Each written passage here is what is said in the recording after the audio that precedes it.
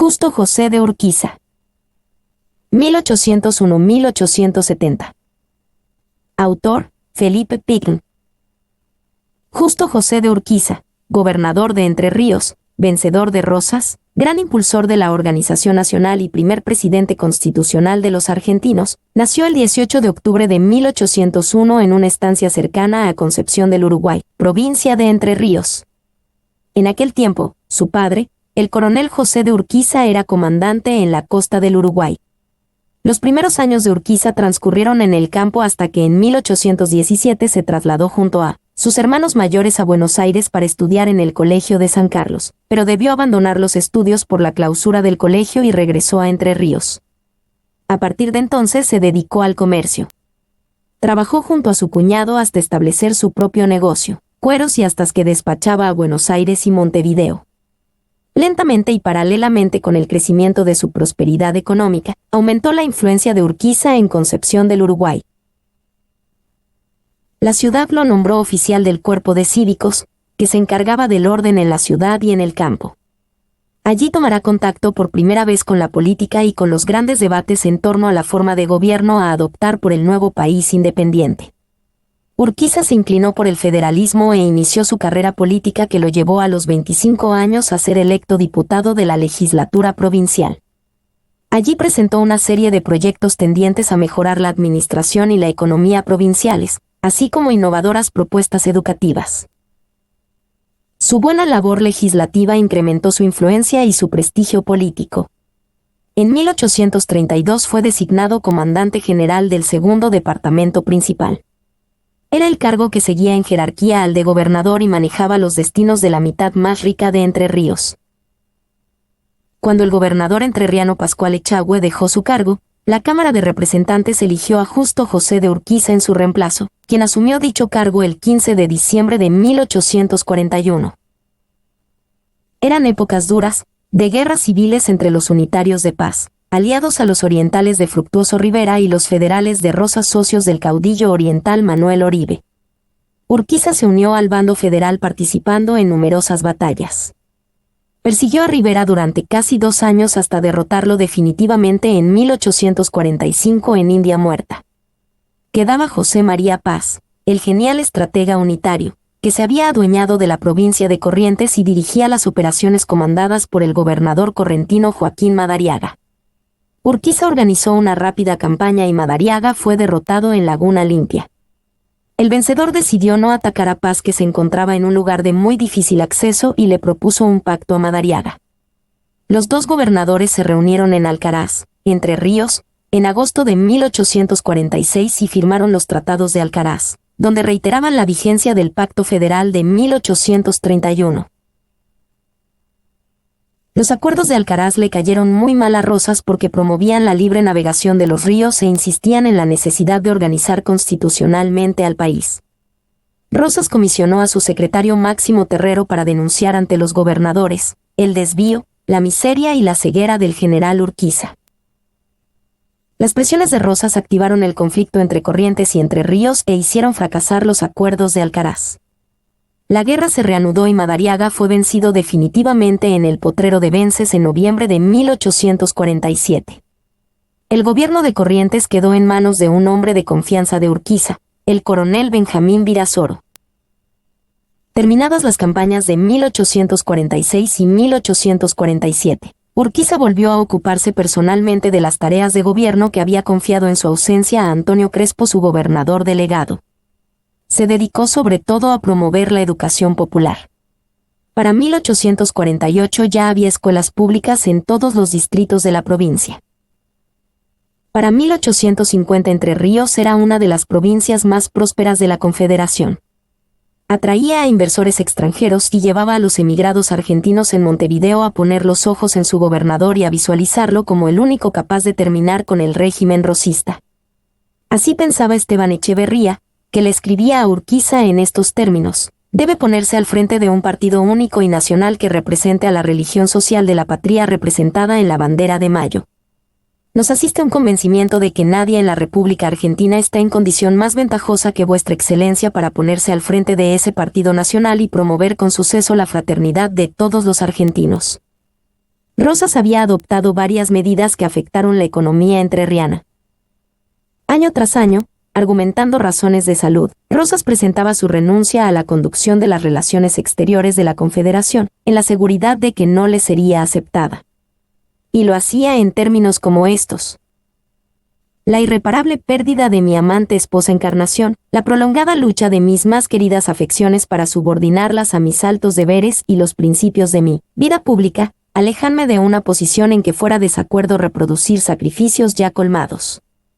Con intenso anhelo, muy encarecida y humildemente, os suplico que, sin pérdida de tiempo, elijáis la persona que ha de sucederme en el mando supremo de la provincia.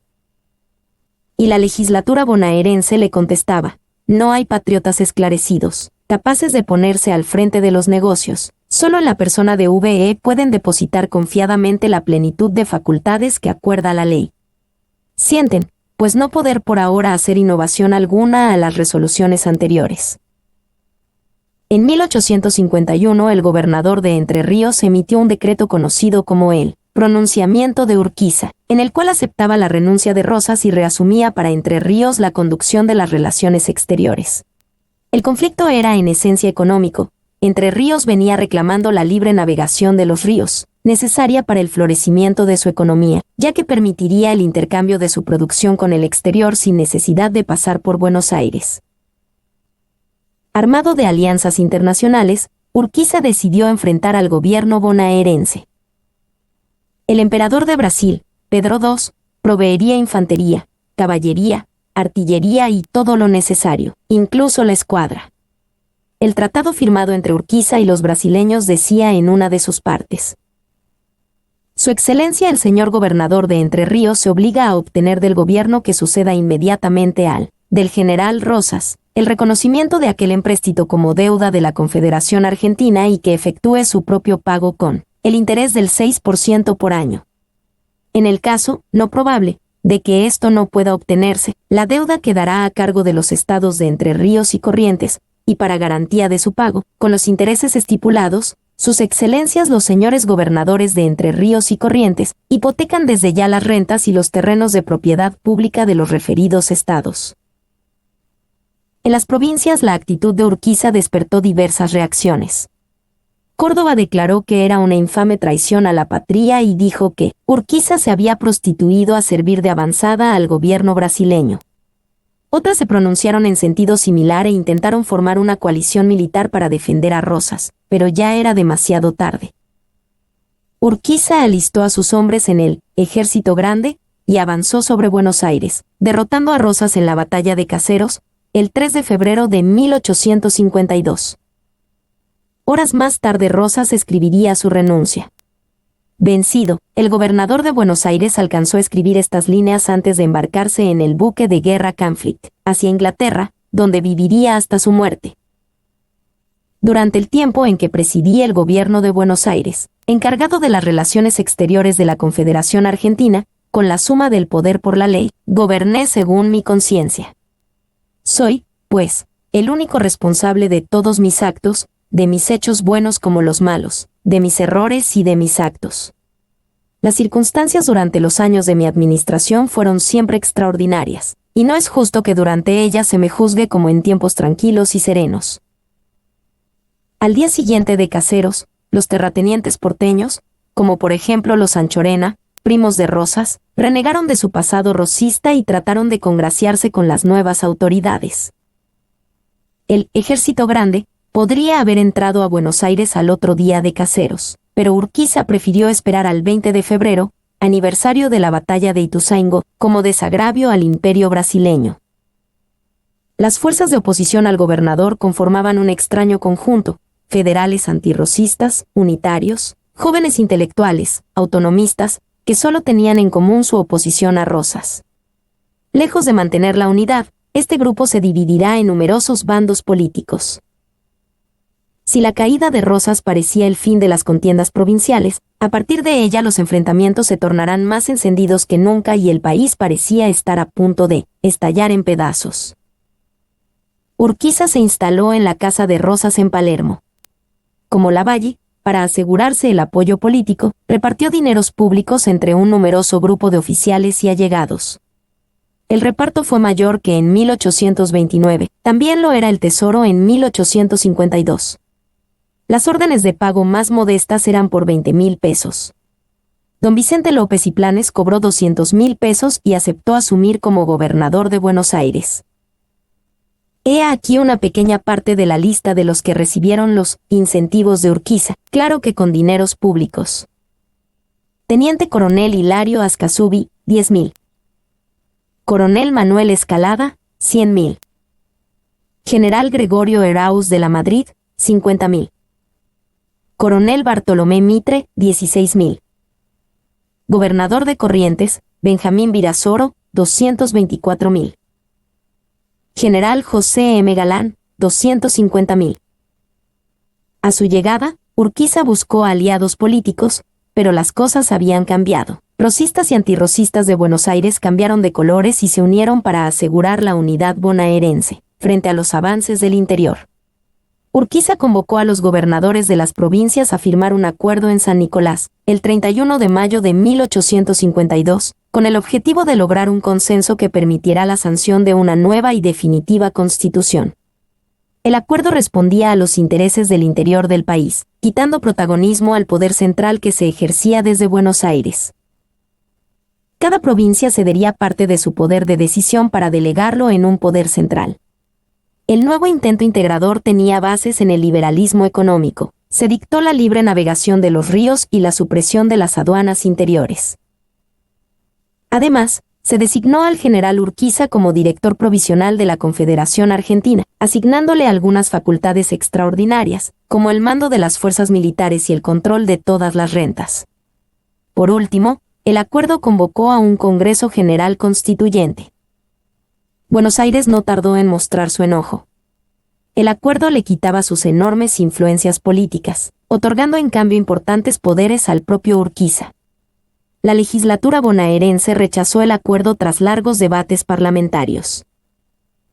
Aprovechando la ausencia de Urquiza, que asistía en Santa Fe a la inauguración del Congreso Constituyente, el 11 de septiembre de 1852 estalló una revolución en Buenos Aires.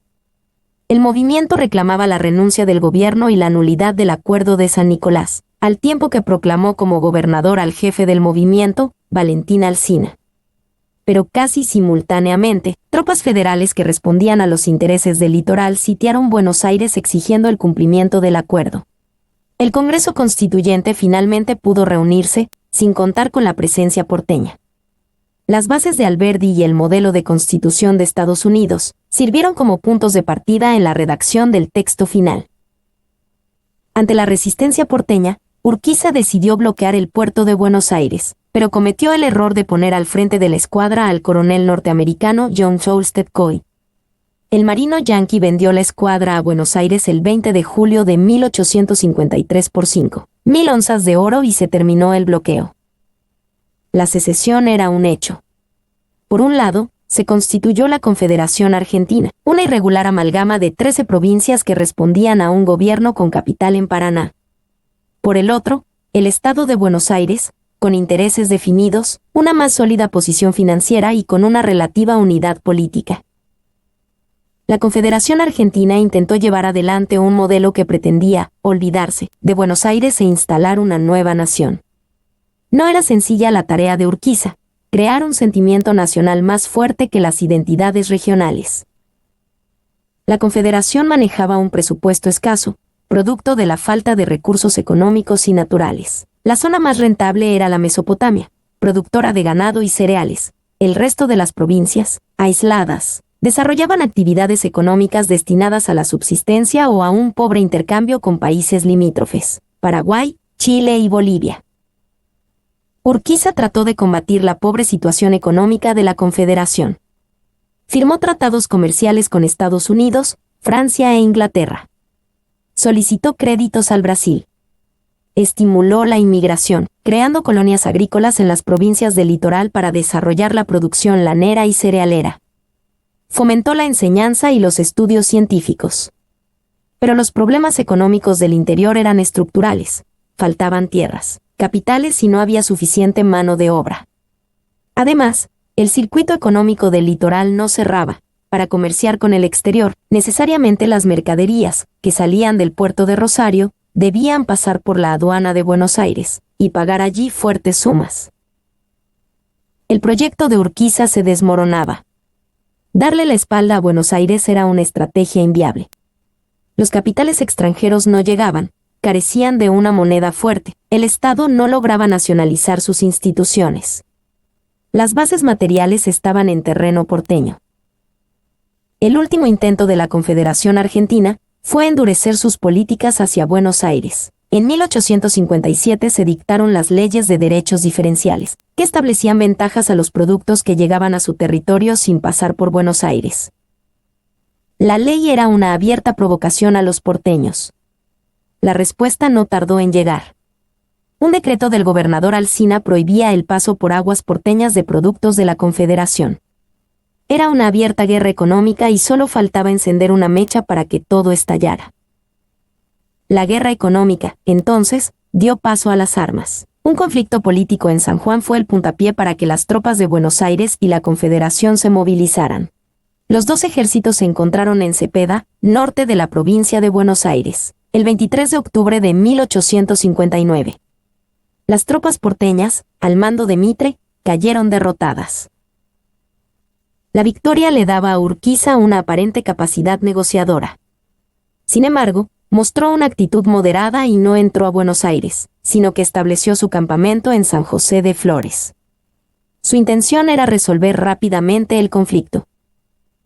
Por el Pacto de San José de Flores, firmado el 11 de noviembre de 1859, se acordaba que Buenos Aires comprometía su ingreso a la Confederación y ésta debía aceptar las reformas que Buenos Aires le realizara a la Constitución.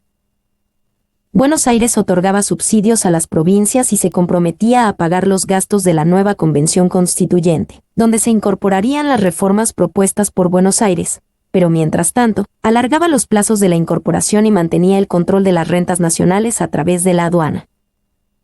Pero la Confederación no podía esperar indefinidamente la incorporación de Buenos Aires a la nación. El consenso que parecía adquirido no tenía la suficiente solidez y el acuerdo se desmoronó a raíz de un conflicto menor en la provincia de San Juan. Nuevamente las fuerzas porteñas y del interior se enfrentaron, esta vez en Pavón, sur de la provincia de Santa Fe, el 17 de septiembre de 1861. En un combate dudoso y confuso, Urquiza retiró sus tropas, aún teniendo superioridad numérica. Esta vez la victoria fue para los porteños, que extendían de este modo su dominio a todo el país. Tras la derrota de Pavón, Urquiza se refugió en su Palacio San José y se dedicó a sus negocios agropecuarios.